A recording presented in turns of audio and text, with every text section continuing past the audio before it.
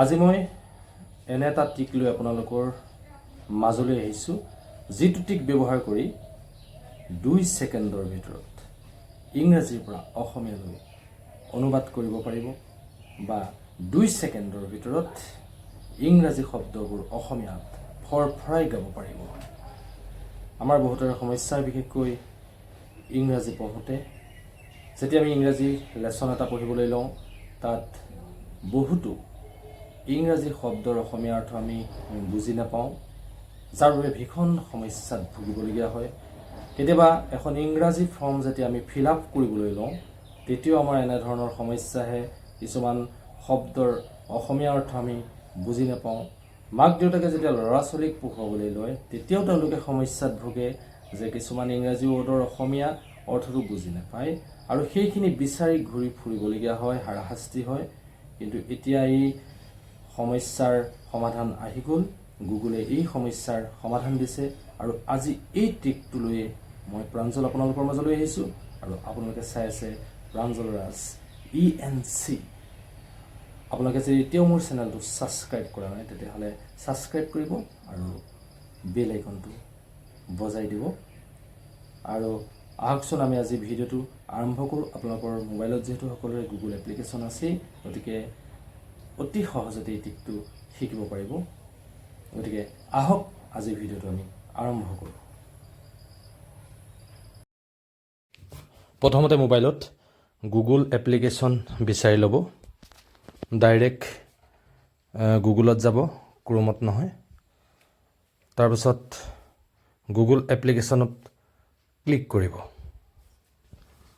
Click কৰাৰ পাছত আপোনালোকে ওপৰতে দেখিবলৈ পাব translate text with your camera, এই অপশ্যনটো দেখা পাইছে। হয়তো কাৰোবাৰ এই অপশ্যনটো প্ৰথমতে নাথাকিব পাৰে, সেইবাবে অলপ আগ পাছ কৰি চাব, পিছতো থাকিবগৈ পাৰে। তাৰপিছত ট্ৰেন্সলেট টেক্সট উইথ ইয়'ৰ কেমেৰাত আপুনি ক্লিক কৰিব। ক্লিক কৰাৰ লগে লগে আপোনাৰ কেমেৰা অ'পেন হৈ গ'ল, ইয়াত দেখিছে, আৰু তাত ওপৰত দেখাইছে ডিটেক্ট লেংগুৱেজ আৰু হিন্দী হৈ আছে। এতিয়া আমি যিহেতু ইংৰাজীৰ পৰা অসমীয়ালৈ অনুবাদ কৰিম, গতিকে ডিটেক্ট লেংগুৱেজটো আপুনি ইংলিছ কৰি ল'ব লাগিব। ইংলিছত ক্লিক কৰিব। তাৰ পৰা এইটো হিন্দী হৈ আছে, হিন্দী হ'লে হিন্দীলৈ অনুবাদ হ'ব। গতিকে আমি যিহেতু এতিয়া অসমীয়াত অনুবাদ কৰিব বিচাৰিছোঁ, গতিকে সেইটো আছামিজ কৰি ল'ব। তাত ক্লিক কৰি দিয়াৰ লগে লগে আছামিজ অপশ্যন ল'ব, আছামিজত ক্লিক কৰিলে হৈ গ'ল। এতিয়া মই এখন কিতাপ ৰেডি কৰি থৈছোঁ আৰু তাৰ আগলৈ নি এই কেমেৰা অপশ্যনত ক্লিক কৰি দিব লাগিব।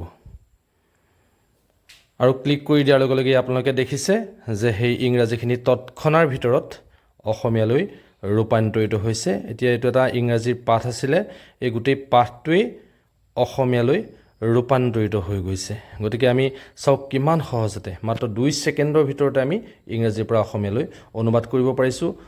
আকৌ যদি আপোনালোকে বেলেগ চাই, তেতিয়া বেলেগ এটা পাঠ লয় বা তেনেকৈও আপোনালোকে পাৰিব। আৰু লগালগ তৎক্ষণাৰ ভিতৰত ইংৰাজীৰ পৰা অসমীয়ালৈ অনুবাদ হ'ব। এতিয়া আমি বেলেগ এটা পাঠ লৈছোঁ, এয়া চাওক কেমেৰা অপশ্যনত ক্লিক কৰাৰ লগে লগে অসমীয়া আহি গৈছে। তাৰপিছত আমি আকৌ বেক গুচি গ'লোঁ। তাৰ পৰা আমি বেলেগ এটা পাঠ লৈছোঁ। এইখিনি কিন্তু ছাত্ৰ ছাত্ৰীসকলক বহু বেছি পৰিমাণে উপকৃত কৰিব। এয়া চাওক সকলোখিনি চিত্ৰ কেনেকৈ ইংৰাজীৰ ঠাইত অসমীয়া হৈ গৈছে। কেৱল ইংৰাজী নহয় বা অসমীয়াই নহয়, কেৱল বিভিন্ন ভাষালৈ অনুবাদ কৰিব পাৰিব 2 ছেকেণ্ডৰ ভিতৰতে।